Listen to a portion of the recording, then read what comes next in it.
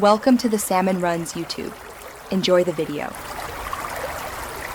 You start by verifying prerequisites: a basic web page, HTTPS hosting, and an API key from your chosen provider.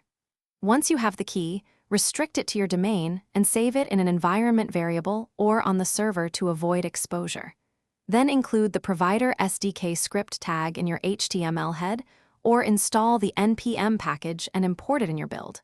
After that, create a map container div with explicit width and height so the map will render correctly when initialized. You now initialize the map in JavaScript, parse coordinates, choose an appropriate zoom, and select a map style that fits your UI. Create the map instance and attach it to the container element. Make sure the container is visible when you call the constructor. Next, add useful UI controls like zoom and geocoding. Use event listeners for clicks or drag events to update markers or state.